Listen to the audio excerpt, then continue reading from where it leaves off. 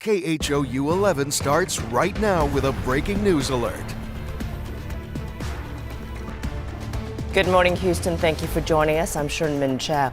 We continue to follow the latest developments out of Central Texas, where at least 82 people have died in catastrophic flooding that submerged the hill country over the weekend. Kerr County officials sharing the latest update about this flooding along the Guadalupe River. Let's listen in. And 9 children are pending identification. At present, there are 10 campers from Camp Mystic unaccounted for and 1 counselor. We continue to offer our condolences to those affected. Reuniting the families remain our top priority here on this operation. Please note that Highway 39 of an Old Ingram Loop remains closed to the public. Other than those who live in that area would not be allowed out there. I will now turn it over to Senator Cruz. City Manager Dalton Rice.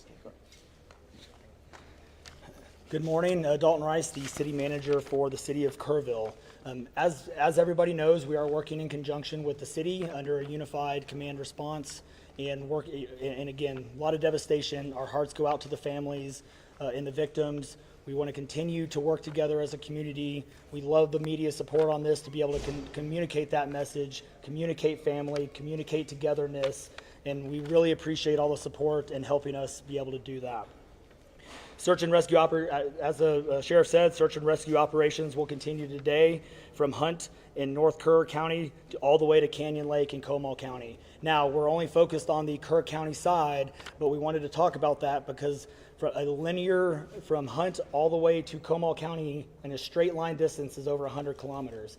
This is a massive field that is happening. And again, this is unprecedented flood events. So we are still currently in the primary search phase, which is the rapid one. They are running it, we have different segments that are gridded out. Each one of those segments are taking anywhere between an hour to 3 hours, up to 2 kilometers for each segment. So what that means is they're running into a lot of technical challenges with terrain, with water, even potentially, with weather, in the rising fields. We've talked about this before. Volunteers stay out of the way because if we start getting weather reports and all the other complications that are out there, we then have to pull off of those search and rescue missions to be able to communicate to those volunteers to get off, to make sure that they don't become victims themselves. Those operations involve 19 different local and state agencies, in addition to conducting primary and secondary searches. They will be conducting welfare checks on areas in North Kerr County impacted by power outages. And when we say search and rescue operations, that is boat, walking, on the ground, dogs, drones. Again, keep personal drones out of the air. Helicopters. We do have other assets that are continuing the search as well. As of present, KPUB, which is the Kerrville Public Utility Board, is reporting continued power outages between Hunt and Ingram along the South Fork of the Guadalupe River in Hunt. In the South Fork area, there are approximately 40 down power lines and significant infrastructure damage. KPUB has brought in additional utility personnel to help with restoration, but it's not possible at this time when the power is going to be restored. There are some substations along with those power lines that we are still trying to get access to just from debris buildup or them being completely wiped out. So we do not have an estimated time on when those are going to be fixed. We continue to have substantial number of requests for volunteers, as I said before, and donation opportunities. We are asking those who want to volunteer to contact the Salvation Army in Kerrville by phone at 830-465-4797 or in person at 855 Hayes Street in Kerrville. Monetary donations can be made on the Community Foundation of the Texas Hill Country's website at www.communityfoundation.net. They have a Kerr County Relief Fund set up on that site. And I will now turn it over to the Mayor, Joe Herring. Thank you for being here. I need to tell my community and those families who are waiting, this will be a rough week. Primary search continues, and we remain hopeful every foot, every mile, every bend of the river. Our work continues. You need to know that we have been blessed with help from the community, from the state, and the nation. We have trained experts who are helping in this effort. If you want to volunteer, it is important that you contact Kerrville Salvation Army and register. Dalton gave that number, but I'm going to give it again. 830-465-4797.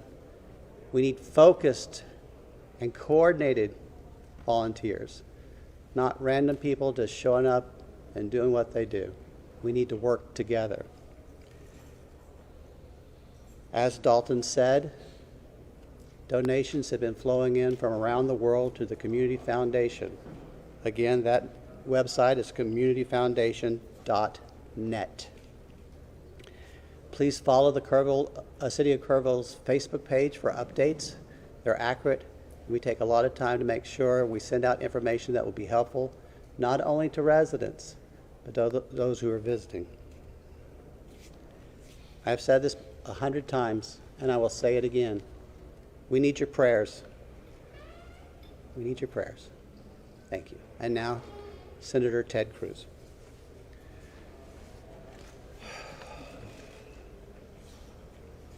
Texas is grieving right now. The pain, the shock of what has transpired these last few days has broken the heart of our state. As of yesterday, the confirmed death toll was 82, and those numbers are continuing to go up. The children, the little girls who were lost at Camp Mystic, that's every parent's nightmare. Every mom and dad. Last week, we were picking up our daughter from camp here in Hunt. Our girls have gone to camp here for a decade. The Hill Country is an incredible part of Texas, part of the country. The natural beauty here is incredible. The camps that have raised generations of little girls and little boys and instilled character and love and faith are extraordinary institutions. And I'll tell you, the pain in our state, and it's every part of the state. You've got Texans from all over the state who were here celebrating the 4th of July. A week ago, this was a time of great celebration. You're dropping your little girl off at camp, your little boy off at camp. You're celebrating Independence Day. You know that your child is going to be swimming and canoes and horseback riding and doing archery and making lifetime friends. And then suddenly it turns to tragedy. For the last several days, I've spoken to multiple parents, scared out of their mind. Do you know anything? Where is my daughter? There's still 10 girls and 1 counselor from Camp Mystic that are unaccounted for. And the pain and agony of not knowing your child's whereabouts, it's the worst thing imaginable. But I want to say, in the face of all of this, it is simultaneously inspiring.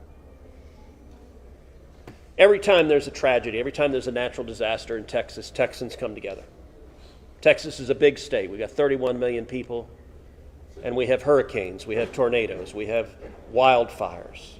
Tragedies hit this state, natural disasters hit this state, and without fail, 100 out of 100 times when that happens, we see Texans coming together, helping each other, engaging in acts of heroism. There have been over 850 high water rescues since this flooding began.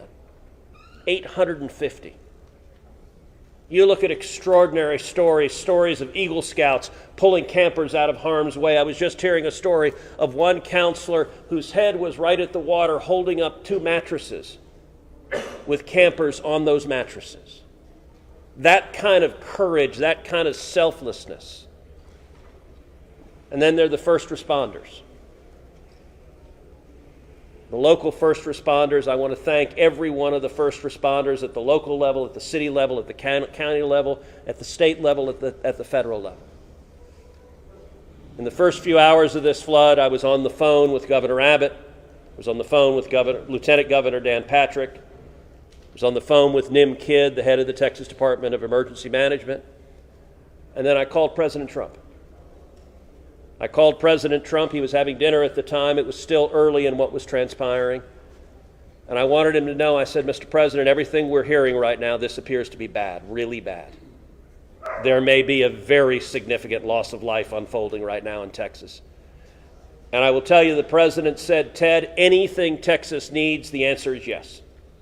Whatever assets you need, whatever resources you need, yes, let us know, and we will provide everything. Within hours, we had helicopters, over a dozen helicopters in the air. National Guard, DPS, game wardens, Coast Guard, doing search and rescue, reaching down. We've all seen the videos of little girls being pulled up, hoisted out of harm's way. Incredible courage and heroism. Search and rescue is the first stage, but the process of coming together and rebuilding is going to take longer. And I will say to all the grieving families, to all of those who've gotten the worst news imaginable, that your little girl, she's gone. I will say for many of us, those are friends and neighbors who've lost children. Got multiple kids who go to school with my girls.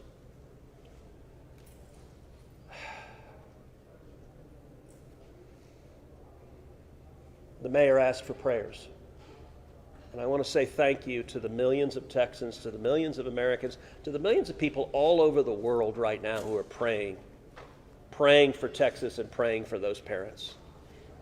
Going through this grief, it is going to take love, it is going to take friends and family embracing and hugging and holding them while they weep. And it's going to take the church. With every disaster, one of the things we see here in Texas is the church steps up and the church helps and the church feeds and clothes and comforts. This morning I met with a group of chaplains who've been going through the incredibly difficult process of talking to mom and dad after mom and dad who just lost the most precious person they ever knew. And those chaplains are just trying to love them and show God's love. So I want to say we will come through this. To those in the midst of grief right now, that might seem hard to fathom. But Texas will come through this. And I just want to say thank you. I want to say thank you to these gentlemen here who are working. They are not sleeping. They are working every day. Thank you to the families. Thank you to the Salvation Army. Thank you to everyone who is just reaching out and saying, how can I help? We will come through this, and we'll come through this together. Thank you. And now we'll take questions. Senator, you talked about no kids here, and you've taken your own kids to camp.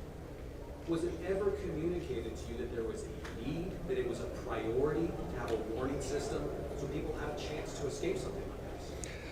Well, listen, I think anytime you're dealing with major rivers, there's a risk of flooding, and there's always been a risk of flooding, particularly on the Guadalupe River. I will say, in the wake of every tragedy, there are things that are predictable. One of the things that's predictable is that you see some people engaging in, I think, partisan games and trying to blame their political opponents for a natural disaster. And you see that with a hurricane, with a tornado, with a wildfire, with this flooding, where people immediately say, well, the hurricane is Donald Trump's fault.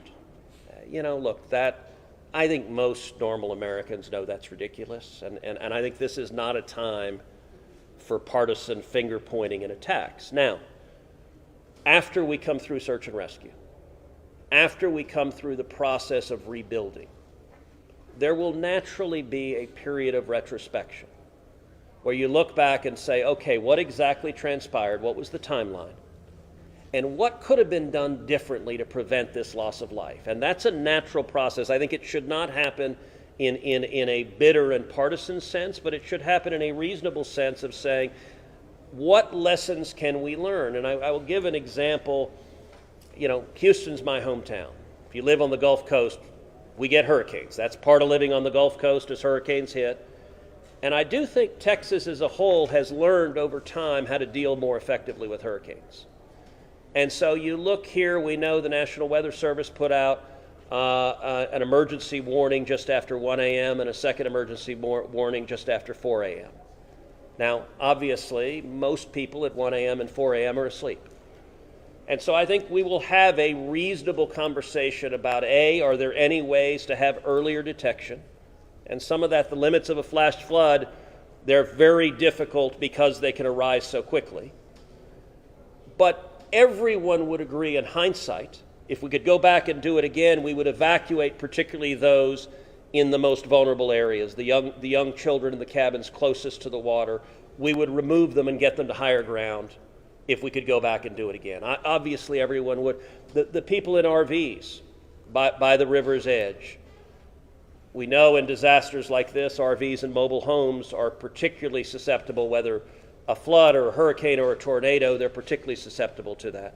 And so my hope is, in time, we will learn some lessons to implement to next time, and there will be another flood, there will be another disaster, but next time there's a flood, I hope we have in place processes to remove especially the most vulnerable from harm's way. But I think that's going to be a process that will take a careful examination of what happened and how can we implement processes better in the future to prevent this same loss of life.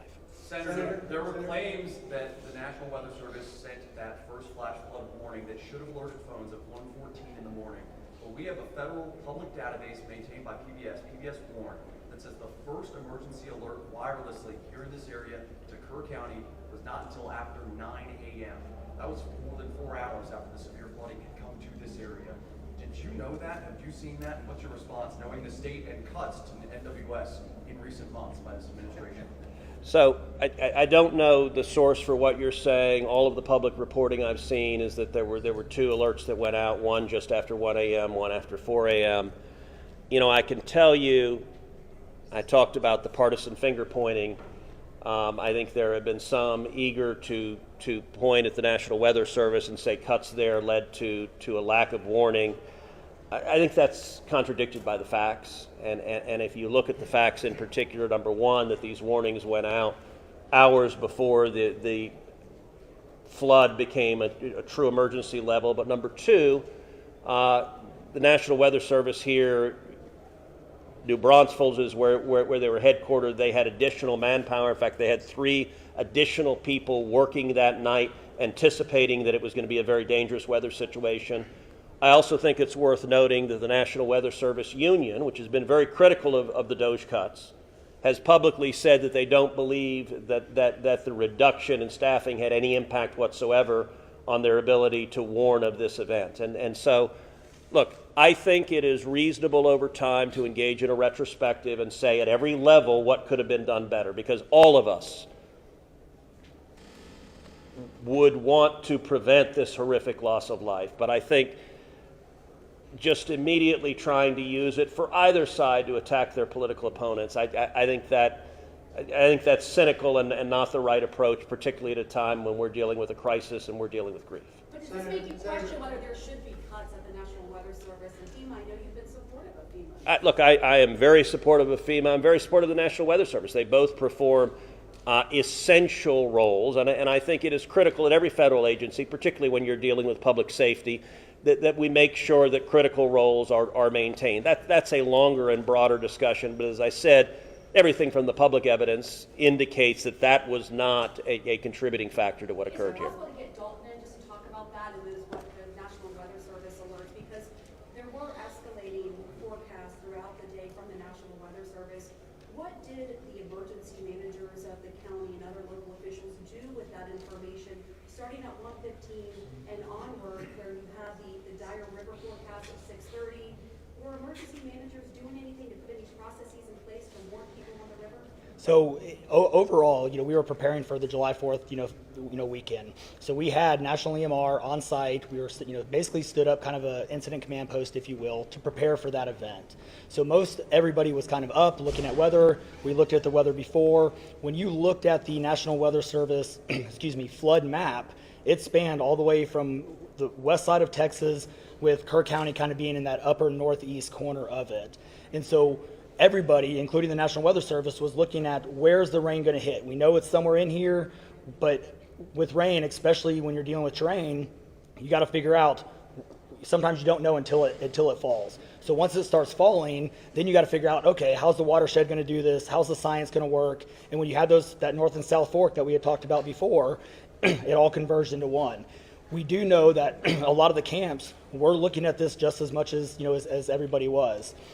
With the rainfall percentages, even the National Weather Service had looked at, and don't quote me on the numbers, but it was anywhere between 1 to 7 inches. We got significantly over that. And again, when it goes into very congregated areas and how that watershed shifts into the rivers, that impacts things.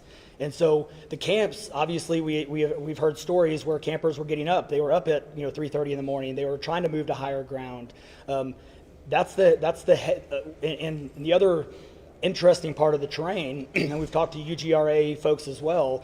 This is the headwaters of the Guadalupe. This is the beginning. This is where everything forms when it comes into the North and South Fork.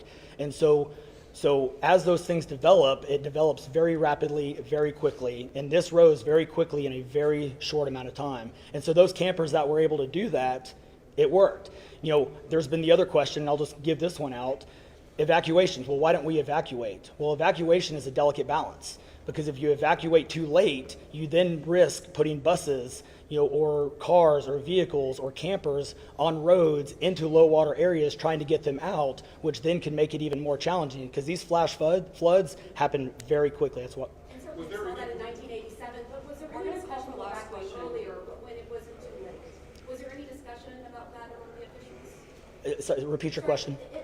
Was there any discussion to evacuate or activate any emergency plans before it was too late, where it would be very dangerous like that? Well, so again, just like disasters in Texas everywhere, it's very tough to make those calls, because what we also don't want to do is cry wolf. We don't want to make sure that we activate it at the right time. It is very difficult, very challenging, especially with this. We're looking at 100 kilometers, right? That's a big straight line distance. That's not even along the river. These areas take a lot of time to get out to. So even when first responders were on the ground at 3:30 in the morning, and we had reports, we had first responders that were getting swept away, actually responding to the first areas of rainfall. That's how quick it happened. First responders who have experience, who are Swiftwater qualified, were driving as soon as the rain started falling, were driving to these areas, and one of them got swept off the road. So what else had been done? One last question, everybody, one last question. Between 1 and 4 a.m. from local law enforcement to the camp, saying, I know you can't get buses in an hour, but was there anyone telling the camp between 1 and 4 a.m., you need to get the girls to higher ground at the very least, even if they have to walk up there in the rain, as many of them actually ended up doing? Was there any communication from local law enforcement to anyone at that camp between 1 and 4 a.m.? That I don't know off the top of my head. What I do know, though, is there's 55,000 people in Kerr County. Kerr County is a massive, massive area. From here to those camps is 45 minutes on a good day. And so, obviously one of the big challenges that we have, even when you have cell service, a lot of those areas don't even have cell service. Radio communications towers, radio towers within the hill country becomes very challenging. So there's a lot of areas, especially when weather comes in, where cellular towers are down or you already have bad service. So there's a lot of factors that play and a lot of variables in there on communication that, again, I think as we work through this process, we know everybody has a lot of questions regarding what are the next steps and what's next. And I think all of these things, these are all great questions. And as we continue search and rescue and as we continue to move to the next step, we definitely want to dive in and look at all of those things, from cell service tower to radio communications, or emergency alerting. Any of those things, I think we all really need to take a look at and review. We can get the search and rescue and stuff complete. In regards to the total number, before I say anything else, I just want to say thank you to you, all the first responders, everyone involved. We've been praying. Thank you. We've been praying. The media's been praying. Thank you guys for doing that. I've got two questions. One, you try to get an accurate count on number of missing? I know you can't. I know we don't know we don't know what we don't know. Yes. But do we know a rough idea on total estimates that are still missing overall throughout the county? And then one other follow-up. This may be for Senator Cruz. A lot of speculation is being made about this being somehow man involved with the weather modification, with some of the rainmaker technology, working with farmland. Do you think any of that, is there going to be any investigations into that, or can you communicate anything on that? Let me answer your first question. I'm definitely turning that second one over to him. So on the first question, with missing persons, so obviously we have the knowns, the Camp Mystic kids, which is the numbers coming down as the sheriff has stated, and then we have the unknowns. Well, we don't know what we don't know. We actually have a 5 hotline line. It fluctuates between 3 and 5, but we're working on it. We get calls 24 hours, 7 days a week. We haven't hit the weeks yet, but we're still, taking in calls. We are collecting all that information. So we don't have a solid number that we're willing to talk about right now. We do know that it is a lot, because we also are getting a lot of fake calls. You're looking. This is a worldwide discussion, and we're dealing with scammers. Victims' families are being reached out to, saying that they have their kids pay me money. It's heartbreaking. It's absolutely heartbreaking. We're dealing with with mental health issues, where people are calling saying they have visions.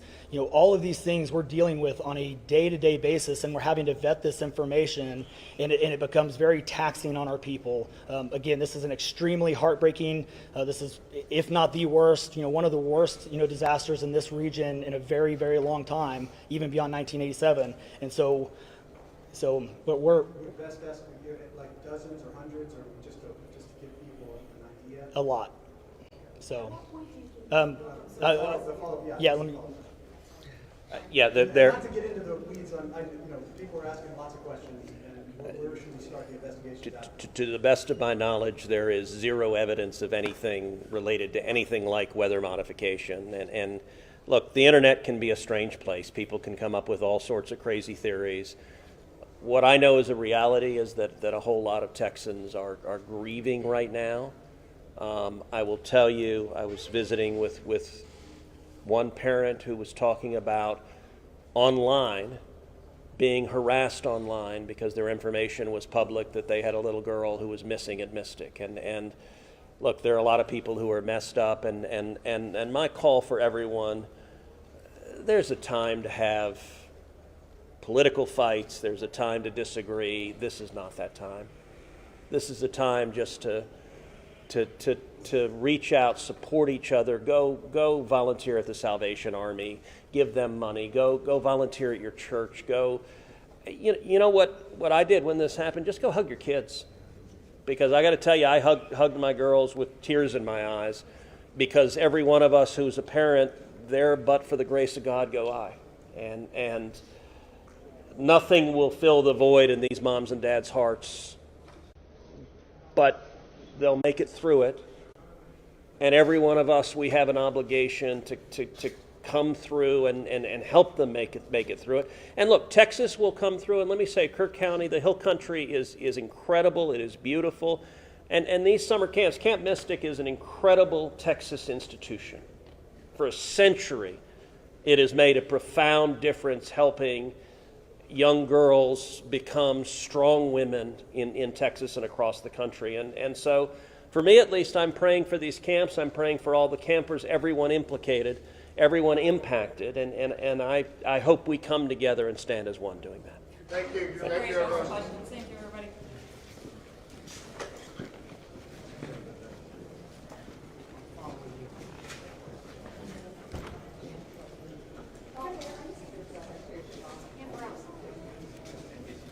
Hey, good morning, folks. If you were not here earlier, I put out some housekeeping notes. I want to repeat You that. have been listening to local Kerr County officials and Texas Senator Ted Cruz addressing the public about the flooding in the Hill Country there. Here are the major points. At least 41 people remain missing in Central Texas, and in Kerr County alone, 75 bodies have been recovered. 48 are adults, 27 children. Several of those, about 25, are still pending identification. Camp Mystic, many people have been following that. It confirms 27 campers and counselors are dead. 10 campers and 1 counselor remain missing. The first question at the press conference, as many expected, what about an early warning system? There's been a lot of talk about a flood siren. Senator Cruz spoke about avoiding partisan fighting and that there should be a reasonable conversation about how we can do better. There was also a question about National Weather Service cuts. Cruz saying that so far there is no indication that contributed to the disaster. Guadalupe River rising 26 feet in 45 minutes on the July 4th holiday. The city manager saying that the search will focus from Hunt to Canyon Lake. That is about 100 kilometers or some 62 miles in a straight line as the crow flies. There are, of course, challenges with the terrain, the weather, and the debris. 19 different local and state agencies are assisting. There will also be welfare checks. Power outages are severe along the South Fork of the Guadalupe. At least 40 power lines are downed. Some stations are just completely wiped out. The mayor there, Joe Herring, saying every foot, every mile, every bend of the river. We remain hopeful. We will stay on top of the situation throughout the day. The flash flooding risk continues. We will have the latest updates for you on KHOU 11 News at noon.